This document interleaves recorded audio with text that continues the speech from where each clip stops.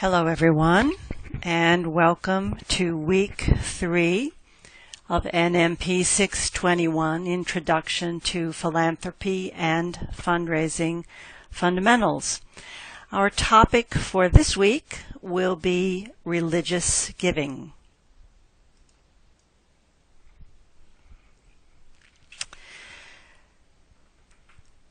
Let's take a look at some of the data.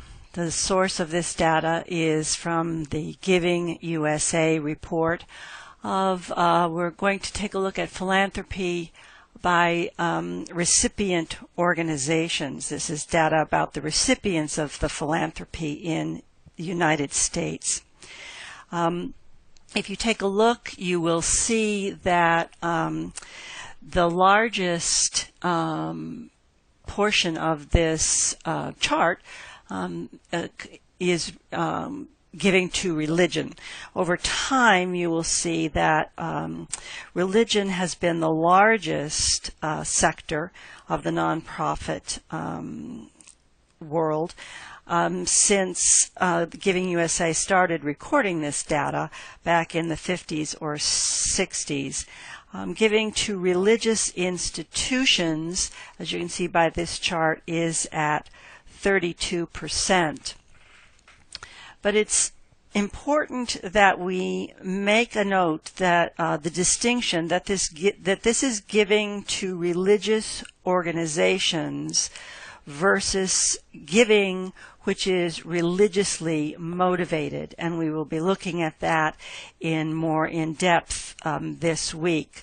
One of the assigned readings for this week you will see is a report connected to Give report, which is a fairly new report in which they attempt to tease out the difference between giving to religious congregations or religious institutions as different from giving which is religiously affiliated or with nonprofit organizations that may be religiously affiliated.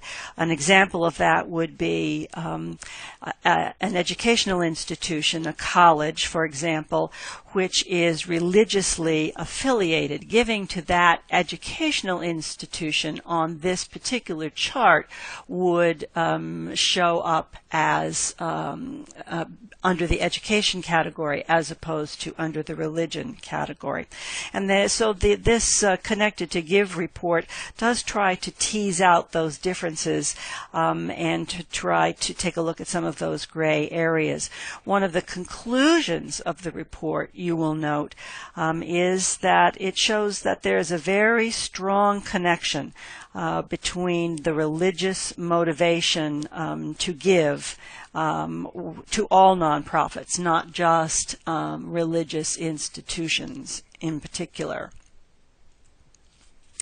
But the remarks this week are going to be centered around our topic this week of philanthropy and faith.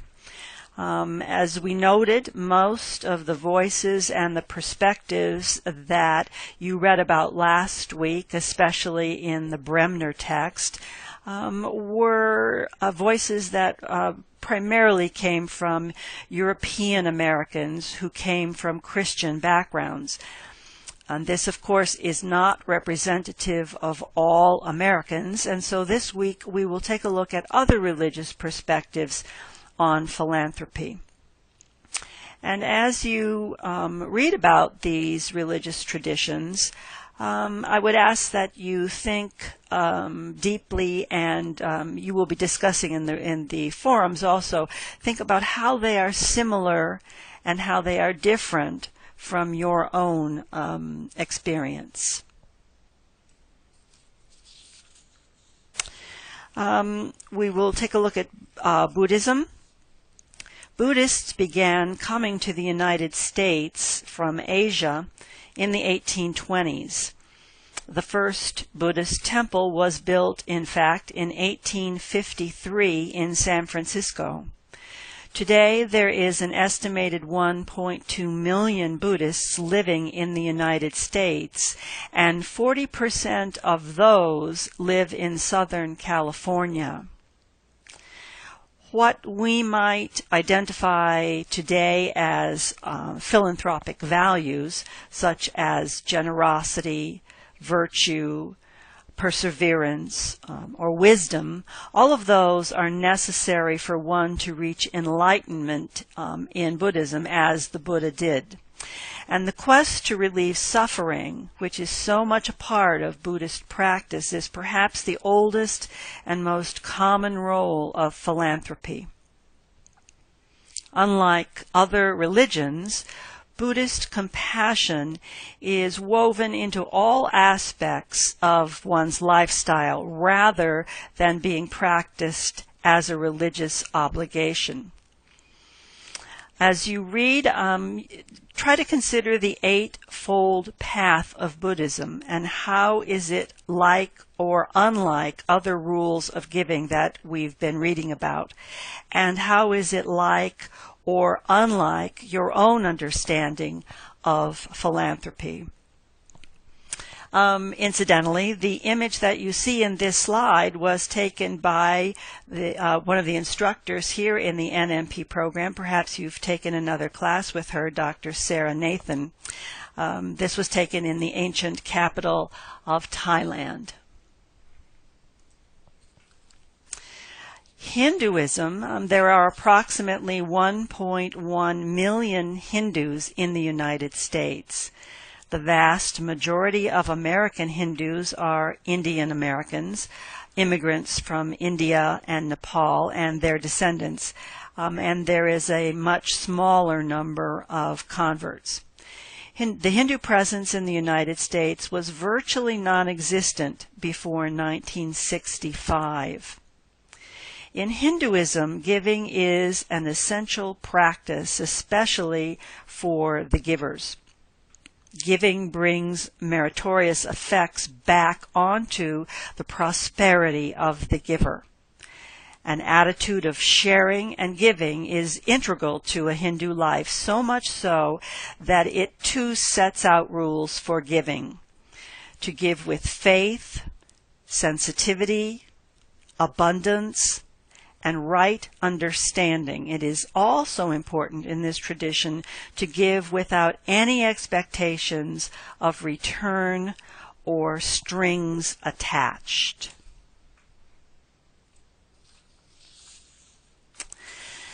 And we will also be taking a look at the philanthropic history within Judaism.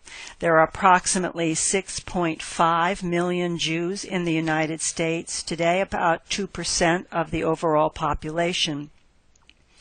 In 1654, 23 Jews arrived in what was then known as New Amsterdam, which was a Dutch-owned colony, which later became, of course, New York City.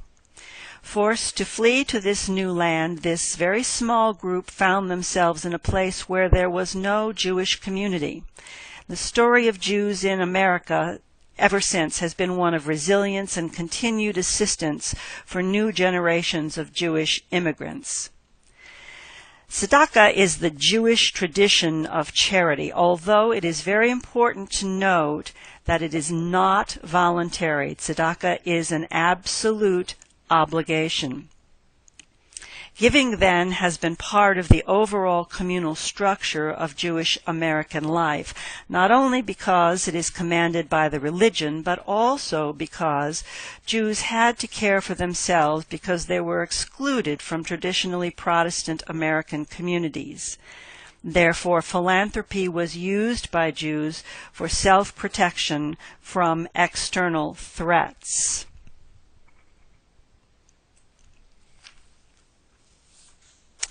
And there are between 2 and 6 million Muslim Americans. The image that you see here in this slide is of Mecca, the holiest city in Islam, which is located in Saudi Arabia. It is the birthplace of the Prophet Muhammad. 2 to 3 million Muslims make a pilgrimage to Mecca each year, and it is required that a Muslim do so at least once in his or her life. Like Jewish philanthropy, giving in Islam is a fundamental requirement of the faith. Zakat is similar to the Christian tradition of charity, although it requires believers to give 2.5% of their annual assets. Sadaqah is voluntary charity that can be given above and beyond the annual zakat. Organized philanthropy has changed for the Islamic community in the last decade here in America since 9/11. Because of government investigation into Muslim charities allegedly funneling money into terrorist causes, Muslim philanthropy is under greater scrutiny. Now, this has prompted the Muslim American nonprofit community to adopt best practices and to show greater transparency. The Islamic Society of North America is an independent, open, and transparent membership organization that strives to be an exemplary and unifying Islamic organization in North America by contributing to the betterment of the Muslim community and society at large. The organization is committed to freedom, to eradicating prejudice, and to creating a society where Muslims can live peacefully and prosper alongside other Americans from all walks of life and diverse traditions and faith. It is an example of an Islamic voluntary association. It is headquartered in Indianapolis. And finally, I'd like to talk just a little bit about the Lake Institute on Faith and Giving. Management of faith-based organizations is an elective area within our degree program at Bay Path. And so you may want to know about the Lake Institute on Faith and Giving, which is part of the IU School of Philanthropy. The Lake Institute's programs and research are geared to understanding the intersections of faith and philanthropy, and its existence itself is attributed to the philanthropy of the Lake family. The Lake Institute on Faith and Giving serves the public good by exploring the multiple connections between philanthropy and faith within the major religious traditions.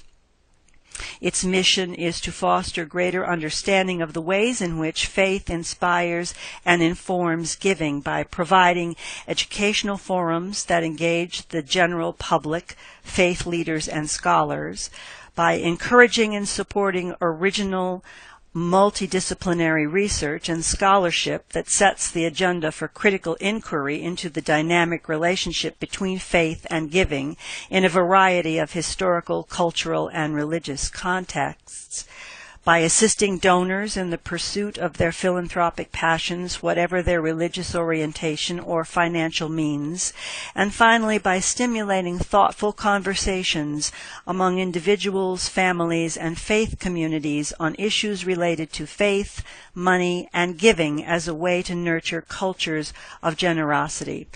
The Lake Institute on Faith and Giving has many, many resources, and you may want to investigate a little further. So that really concludes the remarks for this week. We are, in looking forward, we're almost at the halfway mark. It's almost mid-semester. This week there will be a short answer quiz. That will be your assignment, which is due by Sunday night, as well as participating in the discussion forums this week. Which those discussion forums, once again, will close on Friday night. A reminder that the minimum requirement is one original post and response to at least 2 fellow students in each of the 4 discussion forums. We're moving fairly quickly, and I hope you all are keeping up. Seems to me that you are. I'm available, as always, if you need to clarify or have a question about anything. Once again, my cell phone number is 845-380-0155.